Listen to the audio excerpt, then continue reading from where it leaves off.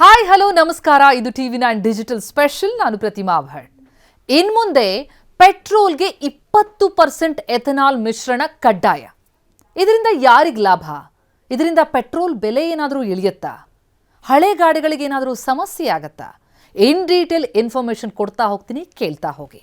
April 1ರಿಂದ 20% ethanol ಮಿಶ್ರಿತ petrol ಮಾರಾಟವನ್ನು ಕಡ್ಡಾಯಗೊಳಿಸಿ ಕೇಂದ್ರ ಸರ್ಕಾರ ಆದೇಶ ಹೊರಡಿಸಿದೆ.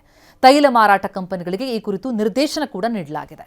ಫೆಬ್ರವರಿ 17ರಂದು ಪೆಟ್ರೋಲಿಯಂ ಮತ್ತು ನೈಸರ್ಗಿಕ ಅನಿಲ ಸಚಿವಾಲಯ ಅಧಿಸೂಚನೆ ಹೊರಡಿಸುತ್ತೆ. ಭಾರತೀಯ ಗುಣಮಟ್ಟ ಪ್ರಮಾಣೀಕರಣ ಸಂಸ್ಥೆ ಪ್ರಕಾರ ತೈಲ ಕಂಪನಿಗಳು ಎಲ್ಲಾ ರಾಜ್ಯಗಳು ಹಾಗೂ ಕೇಂದ್ರಾಡಳಿತ ಪ್ರದೇಶದಲ್ಲಿ ಪೆಟ್ರೋಲ್ಗೆ ಸಂಶೋಧನಾ ಆಕ್ಟೇನ್ ಸಂಖ್ಯೆ ಅಂದರೆ RON ಕನಿಷ್ಠ 95 ಮಾನದಂಡ ಹೊಂದಿರುವಂತಹ ಎಥನಾಲ್ ಅನ್ನ 20% ಅಷ್ಟು ಮಿಶ್ರಣ ಮಾಡಿ ಮಾರಾಟ ಮಾಡಬೇಕು ಅಂತ ಹೇಳಿ ನಿರ್ದೇಶಿಸುತ್ತೆ ಅಂತ ತಿಳಿಸಲಾಗಿದೆ. ಯಾಕೆ ನಿರ್ಧಾರ?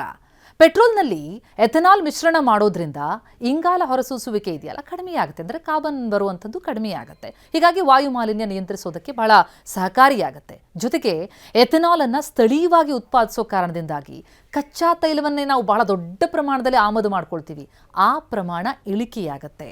ಹಾಗಾಗಿ ಎಥನಾಲ್ನಿಂದ ಭಾರತಕ್ಕೆ 1.4 ಲಕ್ಷ ಕೋಟಿ ರೂಪಾಯಿ ಉಳಿತಾಯ ಆಗುತ್ತೆ. ಕಚ್ಚಾ ತೈಲಕ್ಕಾಗಿ ವಿದೇಶಗಳ ಅವಲಂಬನೆ ಇಳಿಕೆಯಾಗುತ್ತೆ.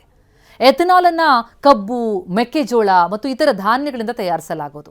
ಇದು ಪೆಟ್ರೋಲ್ಗಿಂತಲೂ ಸ್ವಚ್ಛವಾಗಿ ಉರಿಯುತ್ತೆ. ಇದನ್ನ ಬಳಕೆ ಮಾಡೋದ್ರಿಂದ ನಮ್ಮ ಕೃಷಿ ಉತ್ಪನ್ನಗಳಿಗೆ ಬೇಡಿಕೆ ಹೆಚ್ಚುತ್ತೆ. ಎಥನಾಲ್ ಬೆಳೆಗೆ ಉತ್ತೇಜನ ಕೊಟ್ಟಂತಾಗತ್ತೆ. ಇದು ರೈತರ ಆದಾಯವನ್ನು ಕೂಡ ಹೆಚ್ಚಿಸೋದಕ್ಕೆ ಸಹಕಾರಿ ಅಂತ ಸರ್ಕಾರ ಹೇಳ್ತಾ ಇದೆ. ಪೆಟ್ರೋಲ್ಗೆ ಎಥನಾಲ್ ಸೇರಿಸೋದ್ರಿಂದ ಇಂಧನ ಹೊರಸೂಸುವಿಕೆ ಕಡಿಮೆಯಾಗೋದ್ರಿಂದ ವಿದೇಶದಿಂದ ಆಮದು ಮಾಡಿಕೊಳ್ಳುವಂತಹ ಕಚ್ಚಾ ತೈಲದ ಪ್ರಮಾಣ ಇಳಿಕೆಯಾಗೋದ್ರಿಂದ ಬಹಳ ದೊಡ್ಡ ಲಾಭ ಆಗ್ತಾ ಇದೆ.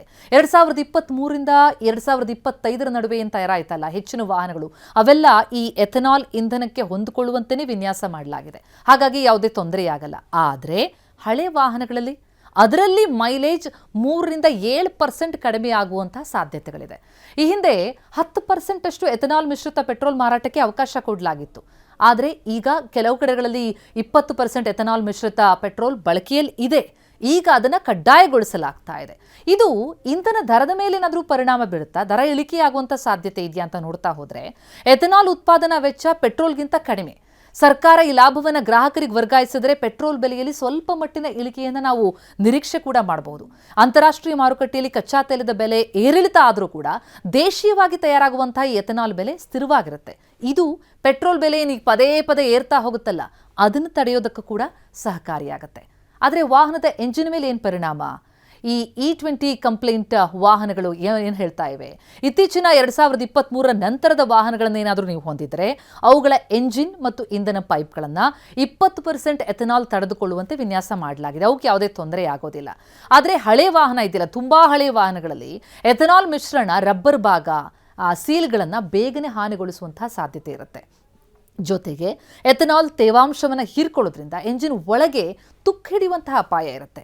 ಎಥನಾಲ್ನಲ್ಲಿ ಪೆಟ್ರೋಲ್ಗಿಂತಲೂ ಕಡಿಮೆ ಶಕ್ತಿ ಅಂದರೆ ಎನರ್ಜಿ ಡೆನ್ಸಿಟಿ ಇರುತ್ತೆ. ಹೀಗಾಗಿ 20% ಮಿಶ್ರಣ ಇದ್ದಾಗ ನಿಮ್ಮ ವಾಹನದ ಮೈಲೇಜ್ನಲ್ಲಿ 3ರಿಂದ 5% ಅಲ್ಪ ಇಳಿಕೆಯಾಗುವುದು. ಹಳೆ ವಾಹನ ನಾವು ಮಾತನಾಡ್ತಾ ಇರೋದು.